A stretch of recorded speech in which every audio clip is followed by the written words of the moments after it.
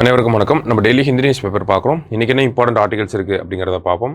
So முதல்ல பார்த்தோம் அப்படின்னா நமக்கு இந்த இடத்துல தமிழ்நாடு இந்த தெர்மல் டிஸ்கம்ஃபர்ட் அப்படிங்கிறதுல நிறைய பாதிக்கப்படும். வெப்ப அலைகள் இந்த மாதிரியான விஷயங்கள்னால வெப்பம் அதிகமாகறனால நமக்கு தமிழ்நாடு அதிகமாக பாதிக்கப்படும் அப்படின்னு சொல்லி ஒரு ரிப்போர்ட் வந்திருக்கு. அதை பற்றி தான் நமக்கு கொடுத்துருக்காங்க. சரிங்களா?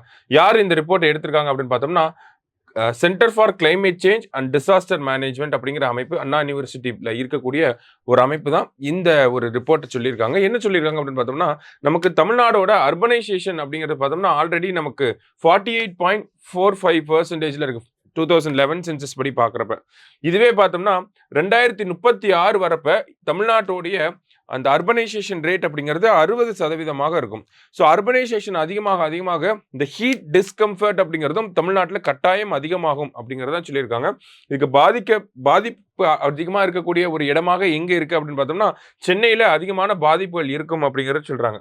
பொதுவாகவே பார்த்தோம்னா நமக்கு தமிழ்நாட்டில் தற்போதைய ஒரு நிலவரப்படி பார்க்குறப்ப 100லிருந்து 125 நாட்களுக்கு அதிக வெப்பம் அப்படிங்கிறது இருக்கு. இதுவே 2050 வாக்கில் நம்ம பார்க்குறப்ப அது 250லேருந்து 280 நாட்களுக்கு அதிகமான வெப்ப நாட்களாகவே இருக்கும். அப்போ இயர்ல ஒரு பாதி நாட்கள் பார்த்தோம்னா நமக்கு அதிக வெப்ப நாட்கள் அப்படிங்கிறது இருக்கும் அப்படிங்கிறதா இந்த ரிப்போர்ட்ல நமக்கு சொல்லியிருக்காங்க. இதனால அதிகமாக பார்த்தோம்னா நமக்கு தமிழ்நாட்டோட வடக்கு பகுதிகளில் இருக்கக்கூடிய கடலோர மாவட்டங்கள் அதை சுற்றி இருக்கக்கூடிய பகுதிகள் அதிகமாக பாதிக்கப்படும் அப்படிங்கிறதையும் நமக்கு சொல்லியிருக்காங்க. சரியா? ஸோ அதான் இந்த முதல் ரிப்போர்ட்ல நம்ம பார்க்குறோம். அடுத்ததாக பார்த்தோம்னா நமக்கு இந்த புதுமை பெண் திட்டம் அது தொடர்பாக நமக்கு ஸ்டேட் பிளானிங் கமிஷன் ஒரு ரிப்போர்ட் எடுத்திருந்தாங்க. ஓகேங்களா? ஸோ அந்த ரிப்போர்ட்டை பற்றி நம்ம ஆல்ரெடி பார்த்துட்டோம். இந்த இடத்துல அதனுடைய ஹைலைட்ஸ் அப்படிங்கிறத கொடுத்துருக்காங்க. ஸோ இதில் இந்த ஹைலைட்ஸில் நமக்கு என்ன தேவையோ அதை மட்டும் நம்ம பார்த்தோம். ஓகேங்களா? நிறைய டேட்டாஸ் வந்து கொடுத்துருக்காங்க. புதுமை பெண் திட்டம் அப்படிங்கிறது நமக்கு தெரியும். மூவலூர் ராமாமிர்தம் அம்மையார் அவர்கள் பெயரில் தொடங்கப்பட்ட ஒரு திட்டம் தான். 6ஆம் வகுப்பு முதல் 12ஆம் வகுப்பு வரை அரசு மற்றும் அரசு உதவி பெறும் பள்ளிகளில் படித்த மாணவிகளுக்கு உயர்கல்வியில் 1000 ரூபாய் வழங்கக்கூடிய ஒரு திட்டம் தான். இந்த திட்டத்துக்காகவே பெண் கல்வி போர்ட்டல் அப்படிங்கிறது தனியாக உருவாக்கப்பட்டுச்சு. அது மட்டும் இல்லாமல் பார்த்தோம்னா நமக்கு இந்த திட்டத்தில் ஒரு யூஜி படிக்கிறவங்க ஐடிஐ டிப்ளமா எது படித்தாலுமே அவங்களுக்கு வந்து மாதம் 1000 ரூபாய் அப்படிங்கிறது வழங்கப்பட்டுட்டே வருது. அதே மாதிரி ஒரு குடும்பத்தை சேர்ந்த ஒரு பெண் குழந்தைக்கு தான் இந்த திட்டமா அப்படின்னு கேட்டால் கிடையாது. ஒரு குடும்பத்தில் எத்தனை பெண் குழந்தைகள் இருந்தாலுமே எல்லாருக்குமே இந்த திட்டம் அப்படிங்கிறது உதவிகரமாக தான் இருக்கும் அப்படிங்கிறது அரசாங்கம் சொல்லியிருந்தாங்க. 2022ஆம் ஆண்டு நமக்கு கொண்டு வரப்பட்ட இந்த ஒரு திட்டம் பார்த்தோம்னா அதிகமான தாக்கங்களை ஏற்படுத்தியிருக்கு அப்படின்னு சொல்லி மாநில திட்டக்குழு சொல்லியிருந்தாங்க. ஸ்டேட் பிளானிங் கமிஷன் அதை எடுத்து அந்த திட்டத்தை எடுத்து ஸ்டடியும் பண்ணியிருந்தாங்க. சரிங்களா? ஸோ ஒரு அசஸ்மெண்ட் அப்படிங்கிறத கண்டக்ட் பண்ணியிருக்காங்க.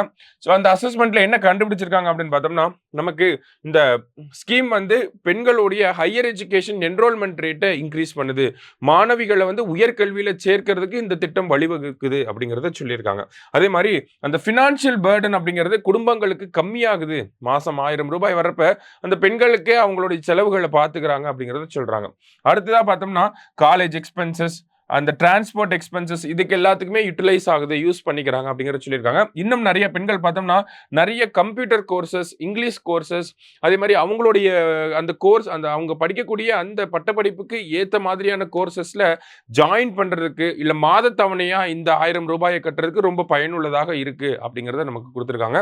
கிட்டத்தட்ட பார்த்தோம்னா 17,032 மாணவிகளோட அதிகமா பலனடைஞ்ச ஒரு மாவட்டம் எது அப்படின்னு பார்த்தோம்னா சேலம் மாவட்டம் இருக்கு. சேலம் டிஸ்ட்ரிக்ட் தான் பார்த்தோம்னா இந்த புதுமை பெண் திட்டத்துக்கு கீழே அதிகமா பயனடைஞ்ச ஒரு மாவட்டமாக இருக்கு. 17,032 பெண்கள் வந்து பலனடைஞ்சு இருக்காங்க. சரிங்களா?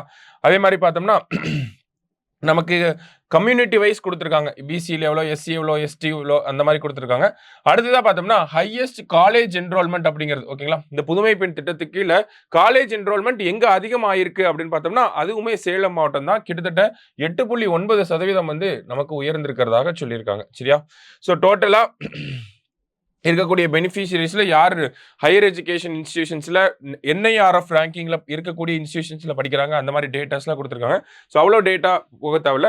பேசிக்காக பார்த்தோம்னா சேலம் மாவட்டம் அதிகமாக பலன் அடைஞ்சிருக்காங்க. ஹையஸ்ட் காலேஜ் என்ரோல்மெண்ட் எங்கே இருக்குன்னா அதுவுமே சேலம் மாவட்டம் தான். 8.9% இருக்கு. ப்ரிலிம்ஸ் பாயிண்ட் ஆஃப் வியூ அதை கேள்வியாக கேட்பாங்க.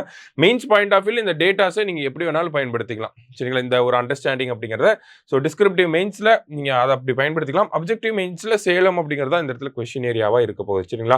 ஸோ ஆனால் இந்த ஒரு விஷயத்த நல்லா பார்த்து வச்சுக்கோங்க. கண்டிப்பாக இதுலேருந்து கேள்விகள் வர்றதுக்கு வாய்ப்புகள் இருக்கு. சரியா? அப்படியே ஸ்க்ரீன்ஷாட் எடுத்து வச்சுக்கோங்க. ரைட். அடுத்ததாக பார்த்தோம்னா நமக்கு சமீபத்தில் நம்மளுடைய ராஜ்யசபா சேர்பர்சன் அவர் மேலே வந்து ஒரு குற்றச்சாட்டு வைக்கப்பட்டுச்சு. என்ன அப்படின்னு பார்த்தோம்னா, ஆளுங்கட்சிக்கு சாதகமாகவே நடந்துக்கிறாரு அப்படின்னு சொல்லி. அதனால என்ன பண்ணியிருந்தாங்கன்னா, எதிர்க்கட்சிகள் எல்லாரும் சேர்ந்து ஆர்டிகல் 67B பயன்படுத்தி அவர் மேலே வந்து ஒரு நம்பிக்கையில்லா தீர்மானம் அப்படிங்கிறத கொண்டு வந்திருந்தாங்க. நம்ம பார்த்துருந்தோம். லோக்சபா ஸ்பீக்கர் மேல நம்பிக்கையில்லா தீர்மானம் அப்படிங்கிறது கொண்டு வரப்பட்டிருக்கு. மொத்தம் 3 தருணங்கள்ல 1954, 66 மற்றும் 87 இந்த 3 தருணங்கள்ல நமக்கு லோக்சபா ஸ்பீக்கர் மேல இந்த ஒரு நம்பிக்கையில்லா தீர்மானம் அப்படிங்கிறது கொண்டு வரப்பட்டிருக்கு. ஆனா ராஜ்யசபா ஸ்பீக்கர் மேல கொண்டு வரப்பட்டது, ராஜ்யசபாவோட சேர்பர்சன் மேல கொண்டு வரப்பட்டது, இதுதான் நமக்கு முதல் முறையாக இருக்கு. ஓகேங்களா? ஸோ அப்ப ஒரு ராஜ்யசபா சேர்பர்சன் அப்படின்னு பார்த்தோம்னா, அவருக்கு ஆர்டிகல் 63 அப்படிங்கிறது தான் அவரை பத்தி இருக்கக்கூடிய ஒரு ஆர்டிகல். வைஸ் பிரசிடென்ட் அப்படின்னா ஆர்டிகல் 63. ஆர்டிகல் 64 தான் அவருக்கு என்ன சொல்லுது, இவர் தான் ராஜ்யசபாவோட சேர்பர்சனா இருக்கணும் அப்படிங்கிறது சொல்லுது. ஓகேங்களா? ஸோ ஆர்டிகல் 67B படி நமக்கு இந்த ஒரு விஷயத்தை கொண்டு வந்திருந்தாங்க. ஒரு ரெசல்யூஷன் அப்படிங்கிற நோ கான்ஃபரன்ஸ் ரெசல்யூஷன்ஸ் அப்படிங்கிறத கொண்டு வந்திருந்தாங்க. ஸோ இந்த ரெசல்யூஷனுக்கு பார்த்தோம்னா நம்ம 14 நாட்கள் வந்து அந்த டைம் அப்படிங்கிறது கொடுக்கணும். 14 டே ப்ரியர் நோட்டீஸ் அப்படிங்கிறத கொடுப்பாங்க. நோட்டீஸ் கொடுத்ததுக்கு அப்புறமா அந்த ரெசல்யூஷனை அடாப்ட் பண்ணி 2 ஹவுஸ்லையுமே வந்து நமக்கு மெஜாரிட்டியில் பாஸ் ஆனால் மட்டும்தான். இந்த இடத்துல சிம்பிள் மெஜாரிட்டின்னு கொடுத்துருக்காங்க. ஆனால் நமக்கு லட்சுமிகாந்தில் பார்த்தோன்னா அது மெஜாரிட்டின்ற டேர்ம் மட்டும்தான் யூஸ் பண்ணியிருப்பாங்க. சிம்பிளாக ஸ்பெஷலாக அப்படிங்கிறத கொடுத்துருக்க மாட்டாங்க. ஆனால் ஹிந்து நியூஸ் பேப்பரில் சிம்பிள் மெஜாரிட்டியில் 2 ஹவுஸ்லேயும் பாஸ் ஆச்சு அப்படின்னா நமக்கு நம்மளுடைய வைஸ் பிரசிடென்ட்டை வந்து இம்பீச் பண்ண ரிமூவ் பண்ண முடியும் அப்படிங்கிறது நமக்கு இந்த இடத்துல கொடுத்துருக்காங்க. சரியா? ஸோ அது மட்டும் இல்லாமல் அவருடைய நோ கான்ஃபிடன்ஸ் மோஷன் வந்து அவையில் வந்து டிஸ்கஸ் பண்ணுறப்ப அவருனால வந்து அந்த அவையை வந்து வழி நடத்தி செல்ல முடியாது. இது நமக்கு தெரிஞ்ச விஷயம் தான். ஒரு ஸ்பீக்கர் மேலேயோ இல்லை ஒரு லோக்சபா ராஜ்யசபா சேர்பர்சன் மேலேயோ அவரை ரிமூவ் பண்ணக்கூடிய அந்த மோஷனே வந்து அந்த ஒரு ரெசல்யூஷனே வந்து டிஸ்கஸ் பண்ணுறப்ப அவருனால வழி நடத்த முடியாது அந்த அவையை. கரெக்டாக அதனுடைய ஆர்டிகல் என்ன அப்படின்னு பார்த்தோன்னா ஆர்டிகல் 92. சரிங்களா? ஸோ இந்த மாதிரி பொதுவாக நமக்கு தெரிஞ்ச விஷயத்தை தான் இந்த இடத்துல கொடுத்துருந்தாங்க. பட் ஸ்டில் ஒரு தடவை பார்த்து வச்சுக்கோங்க. சரியா? மெயின்ஸ் பாயிண்ட் ஆஃப் வியூலுமே கொஞ்சம் நல்லா பார்த்து வச்சுக்கோங்க. ஸோ இன்னைக்கு நியூஸ் பேப்பரில் இருந்த முக்கியமான ஆர்டிகல்ஸ் இதெல்லாம் தான். நாளைக்கு நியூஸ் பேப்பரில் மீட் பண்ணலாம். தேங்க்யூ. சுரேஷ் IAS அகாடமி வெற்றியின் முகவரி.